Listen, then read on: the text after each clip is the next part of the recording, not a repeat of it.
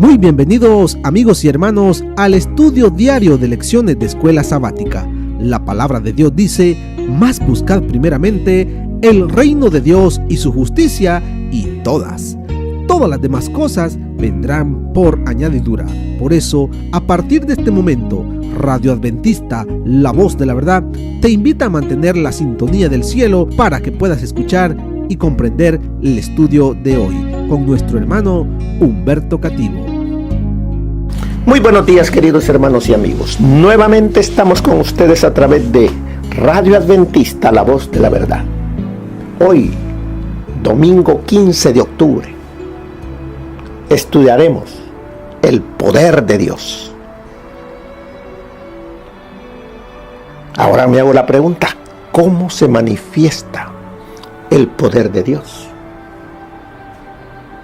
¿Cómo se ha manifestado el poder de Dios a la raza humana? A través de Jesús. Él es el poder de Dios. ¿Y cómo se ha manifestado el Señor Jesús para nosotros, los que vivimos en esta tierra y que estamos destituidos de la gloria de Dios a causa del pecado? ¿Cómo se ha manifestado? ¿Cómo se ha manifestado? A través de una vida que Él vivió para pagar la deuda de nosotros. Pero ¿cómo nosotros podemos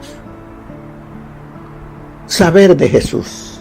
Él nos dijo: escudriñad las Escrituras, porque a vosotros os parece que en ellas tenéis la vida eterna, y ellas son las que dan testimonio de mí. Pero no basta leer, hay que creer para que el poder de Dios se introduzca en esta mente, en este cuerpo débil a consecuencia del pecado. Porque no me avergüenzo del Evangelio. Vamos a detenernos porque no me avergüenzo del Evangelio. ¿Por qué dijo estas palabras el apóstol Pablo? A ver cuánto podemos estudiar de estos dos versículos. No me avergüenzo. ¿Por qué dijo el apóstol Pablo? Para nosotros hoy, estas palabras no parecen ser muy significativas. No percibimos fácilmente su fuerza, o sea, cómo está hablando Pablo y por qué está diciendo eso. ¿Qué quiso decir el apóstol con esta expresión, no me avergüenzo? En muchos ambientes hoy es muy popular ser cristiano, es algo honroso, pero no era así en el siglo I de la era cristiana. El cristianismo era visto con desdén, tanto por los judíos como por los gentiles, debido a que se había originado entre gente de escasos recursos culturales y económicos, y giraba en torno a la experiencia de un líder religioso que había sido crucificado, pero que sus seguidores insistían en que estaba vivo. La cruz, no debemos olvidar, era un instrumento de tortura, el más horrible de todos, reservado solo para los peores criminales que no gozaban de la ciudadanía romana. Así es de que creer en Jesús en el tiempo de Pablo no era algo como lo ahora decimos, yo soy cristiano. No, en aquel entonces era algo vergonzoso, pero Pablo dice, no me avergüenzo del Evangelio. En Roma, la capital del imperio, había muchas personas prominentes, filósofos y pensadores, para quienes el cristianismo se parecía a una fábula. No era más que el producto de la imaginación de un grupo de personas frustradas por lo acontecido a su líder. La cruz no fue siempre un símbolo de orgullo. Al principio era más bien un símbolo de oprobio, de vergüenza, y la resurrección, algo imposible de creer. Y esta realidad se percibe en las páginas del Nuevo Testamento.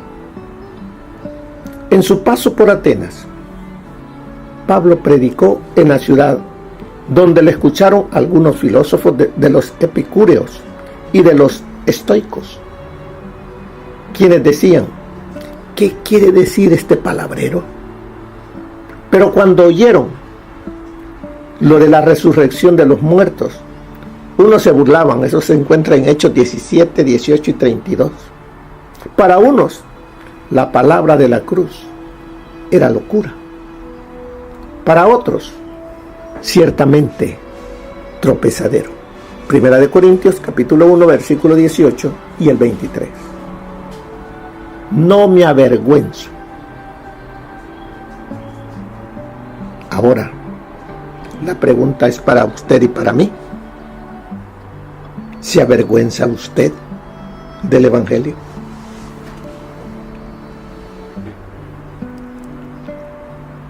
Usted podrá decir: no me avergüenzo. Pero ¿qué hemos hecho del Evangelio? ¿Es realmente poder para cambiar mi vida? ¿Ha cambiado mi vida? ¿Cuántos de nosotros hasta nos da vergüenza andar con la Biblia ahora debajo del brazo para que no digan nada a consecuencia del testimonio que doy? Para que no digan: y dicen que es cristiano, y miran cómo vive, y mira, ahí va con la Biblia bajo el brazo. Ahora ya no la queremos llevar. Ahora ya decimos: la tengo en el teléfono, cuando la palabra de Dios es algo sagrado que no puede llevar nada más encima. Pero ahora la llevamos en el teléfono. ¿Y qué es lo que sacamos del teléfono? ¿Qué hay dentro de ese teléfono? Mire cómo el enemigo ha hecho que nosotros le quitemos la santidad a la palabra de Dios. Sigue diciéndonos ahí, porque ya vimos: no me avergüenzo del Evangelio. ¿Qué es el Evangelio? La palabra Evangelio es clave en la epístola. Ya fue mencionada 5 veces hasta aquí. Está en Romanos 1:1, está ahí mismo en el versículo 9, está en el versículo 15, en el versículo 16 y en el versículo 17. 5 veces en estos versículos aparece la palabra Evangelio. Es clave en la epístola. Ya ha sido mencionada 5 veces. Su significado básico es muy conocido. Significa simplemente buenas nuevas o buenas noticias. Y así es en realidad. Este es el significado primario, básico de la palabra. Era una palabra común del lenguaje de los griegos. La usaban para hacer anuncios especiales, para comunicar alguna noticia agradable. Los escritores del Nuevo Testamento se valieron de ella para tratar de comunicar un anuncio que Dios tiene para el hombre. ¿Qué anuncio tiene Dios para el ser humano? ¿Qué son buenas nuevas? ¿Qué son el Evangelio? ¿Se recuerdan? El ángel dio buenas nuevas a los pastores acerca del nacimiento de Jesús, cuando les dice: no temáis, porque he aquí os doy nuevas, o sea, doy un evangelio, nuevas de gran gozo. Lucas 2:10.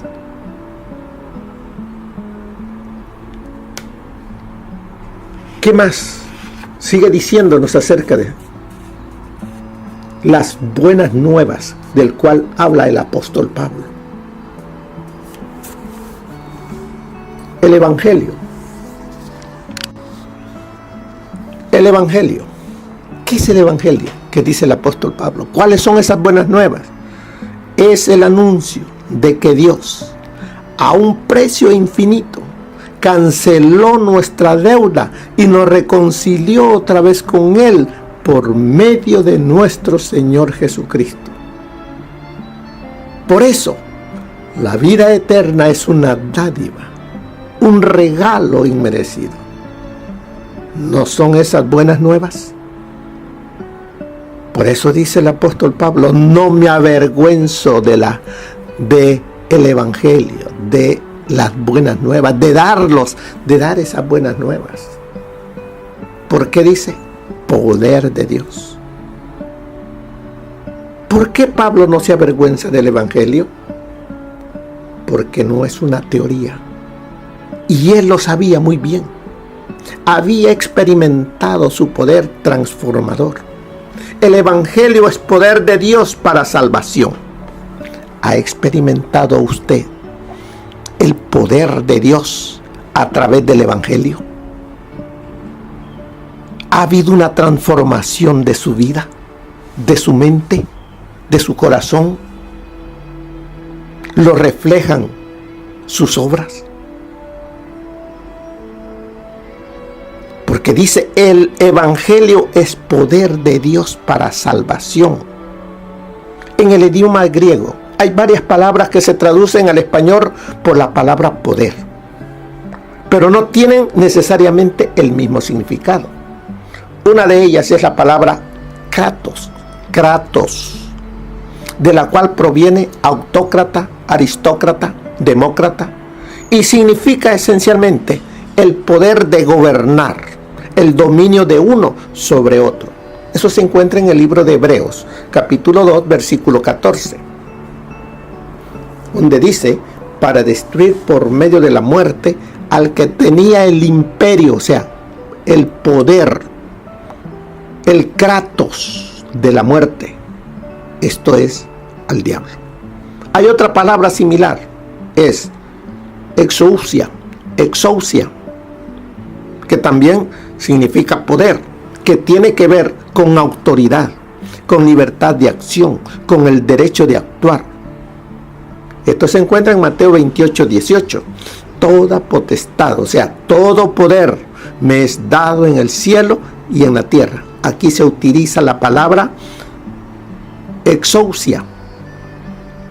Pero la palabra que se encuentra en nuestro texto no es ni kratos ni exousia.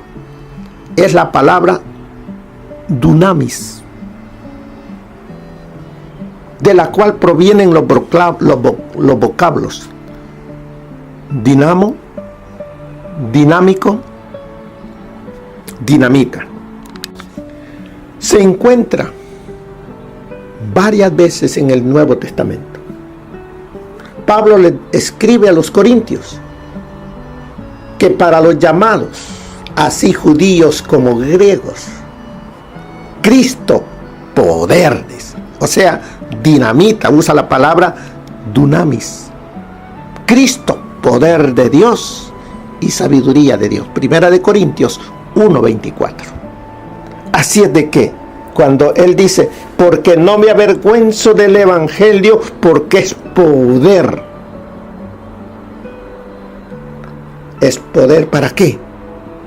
Para transformar mi vida. No es la palabra kratos para tener poder para gobernar.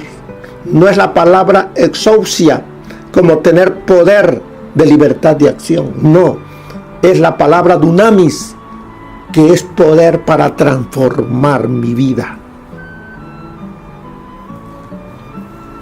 para salvación. Dice, la base del Evangelio son ciertos hechos históricos, objetivos, innegables. Esos hechos históricos son los que le dan esa dimensión gloriosa que lo hacen de veras evangelio, que traen salvación. Al escribirle a los corintios, el apóstol enumera algunos de esos hechos insustituibles.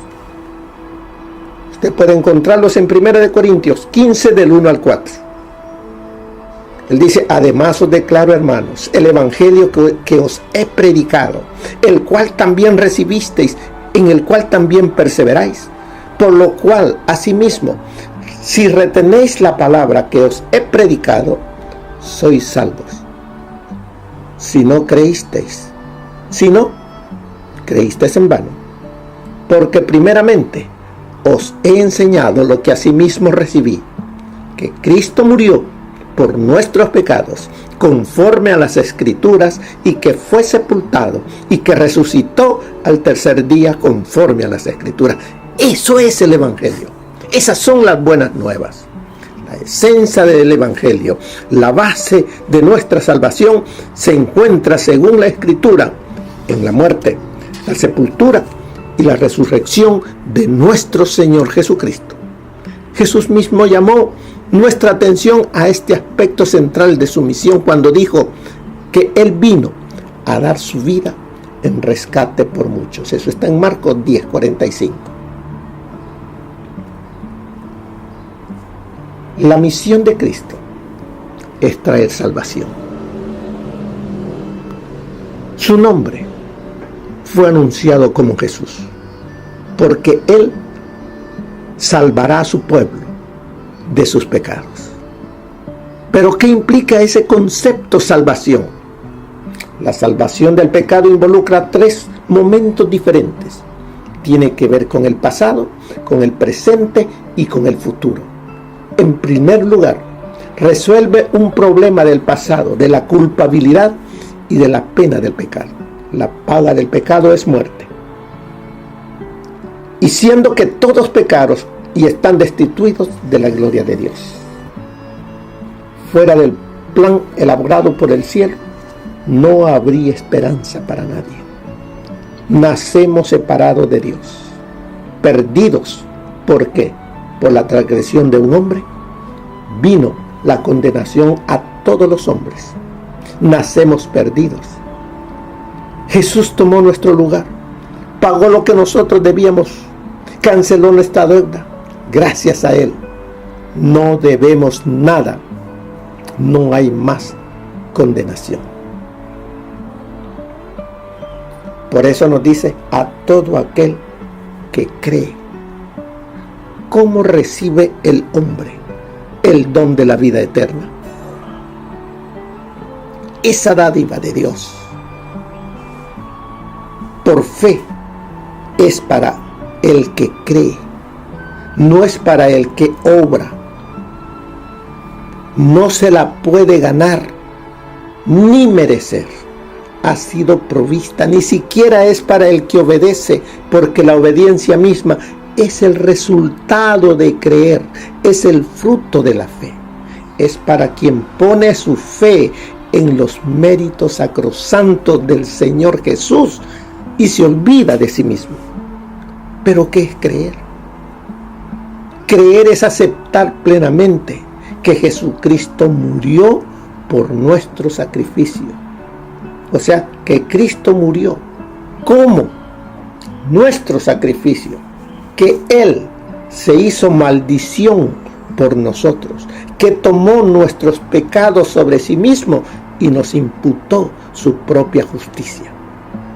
Por eso reclamamos esta justicia de Cristo, creemos en ella y es nuestra justicia.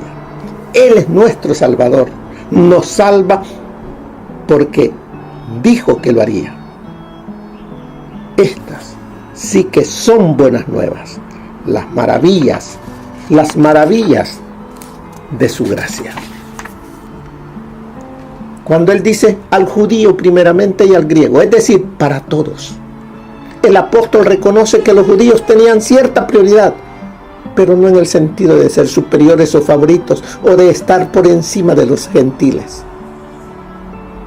Era más bien una prioridad temporal, cronológica. El Evangelio les fue dado primero a ellos, en tipos y figuras. Además tenían ventajas en el sentido de que a ellos les ha sido confiada la palabra. Es decir, se les había confiado el Antiguo Testamento. Sin embargo, la cruz allanó el terreno para todos, porque ya no hay judío ni griego, no hay esclavo ni libre, no hay varón ni mujer, porque todos vosotros sois uno. ¿En qué dice? En Cristo Jesús. Gálatas 3:28. Así es de que, hermanos, el poder de Dios está en Cristo, nuestro Señor y Salvador. Y como nos sigue diciendo aquí, porque en el Evangelio la justicia de Dios se revela por fe y para fe, como está escrito, mas el justo por la fe vivirá. Cuando dice, mas el justo por la fe vivirá, esta es otra expresión donde no es fácil descubrir la intención del autor. Hay también dos maneras en que se puede traducir estas palabras, ambas permitidas gramaticalmente. En primer lugar, el justo por la fe vivirá, y en segundo, el justo por la fe vivirá. El cambiar la coma, vamos a volverlo a leer. En primer lugar, el justo por la fe vivirá, y en segundo, el justo por la fe vivirá. El cambiar la coma de sitio cambia totalmente el significado de la expresión. ¿Dónde va la primera coma? El justo, coma, por la fe vivirá. Y en el segundo, el justo por la fe, coma, vivirá. Por eso les digo, el cambiar la coma de sitio cambia totalmente el significado de la expresión. Pablo está citando a Habacuc 2:4, donde el profeta había dicho que el justo sería preservado por su fidelidad. Pero es posible que aquí, aunque cita las palabras del profeta, las entiende teológicamente como un giro un poco diferente. El contexto es claro. La preocupación de Pablo en estos versículos no es cómo vive el justo, sino más bien cómo llega a ser justo el pecador. Su énfasis es cómo el hombre, que es pecador, puede beneficiarse con la justicia de Dios. ¿Cómo puede llegar a ser justo? Y es por fe solamente, por fe de principio a fin. Por lo tanto, el justo por la fe vivirá. Este es además el tema central de la epístola. La justicia de Dios imputada a la persona inmerecedora que pone su confianza en Dios. La justificación, la imputación de la justicia de Cristo en la cuenta del que cree. Es un acto de la gracia de Dios, como va a presentarlo de distintos ángulos en la exposición a través de esta epístola a los romanos. El hombre llega a ser justo por fe, no por obras. Concluimos pues, como dice ahí en 3:28, concluimos pues que el hombre es justificado por fe sin las obras de la ley. ¿Qué nos dice? ¿Qué consejos nos da el espíritu de profecía? Veamos algunos consejos. Para hoy domingo, estudiar su carácter, rasgo por rasgo. ¿A quién estudiamos el carácter de quién? El carácter de nuestro Salvador, del Señor Jesucristo. Él es nuestro modelo, que se nos pide que copiemos con nuestras vidas y caracteres, pues de otro modo dejamos de representar a Jesús. Pero presentaremos ante el mundo una copia falsa. No imitéis a ningún hombre, porque los hombres son defectuosos en sus hábitos, en su lenguaje, en sus maneras de su carácter. presento delante de vosotros al hombre, a Cristo Jesús. Debéis conocerlo individualmente como vuestro Salvador antes que podáis estudiarlo como vuestro modelo y ejemplo. Dijo Pablo: no me avergüenzo del Evangelio porque es poder de Dios para salvación a todo aquel que cree, al judío primeramente y también al griego, porque en el Evangelio la justicia de Dios se revela por fe y para fe, como está escrito: mas el justo por la fe vivirá. Porque lo que de Dios se conoce les es manifestado, pues Dios se lo manifestó. Eso está en Romanos 1, 16 al 19. Y todo lo que leí se encuentra en Mensajes Selectos, tomo 3, página 192. Desechemos todo lo que sea parecido a la desconfianza y a la falta de fe en Jesús. Comencemos una vida de confianza sencilla e infantil, no confiando en los sentimientos, sino en la fe. No deshonremos a Jesús, dudando de sus preciosas promesas. Él quiere que creamos en Él con fe inconmovible. La fe no es un vuelo feliz de los sentimientos, es simplemente confiar en la palabra de Dios, creyendo que Él cumplirá sus promesas, porque ha dicho que lo haría. Esperad en Dios, confiad en Él y en sus promesas, ya sea que os sintáis felices o no. Una buena emoción no es una evidencia de que seáis hijos de Dios, ni tampoco los sentimientos que producen aflicción y perplejidades son una evidencia de que no sois hijos de Dios. Acudid a las Escrituras y recibid inteligentemente la palabra de Dios como Él la ha dicho. Cumplid con las condiciones y creed que Él os aceptará como sus hijos. No seáis faltos de fe, sino creyentes. Esto está en nuestra elevada vocación. Y al término de la lección nos dice: ¿has tenido dificultades con la certeza? ¿Tienes momentos en los que realmente cuestionas si eres salvo o incluso si puedes serlo? ¿Qué produce estos temores? ¿En qué se basan? ¿Podrían tener fundamento en la realidad? Es decir, ¿es posible que lleves un estilo de vida que niega tu profesión de fe? Si es así, ¿qué decisiones deberías tomar para apropiarte de las promesas y la certeza que son tuyas en Jesús? Hermano, estas preguntas son para que profundicemos en nosotros mismos y nos hagamos esa respuesta. Y así el Señor nos dice: confía en mí. Yo soy tu Salvador. Yo soy tu ejemplo. Veme a mí. Y cuando eso sea real en nuestra vida, hemos permitido que el Señor haga la transformación de nuestro corazón. Que el Señor les bendiga, mis queridos hermanos.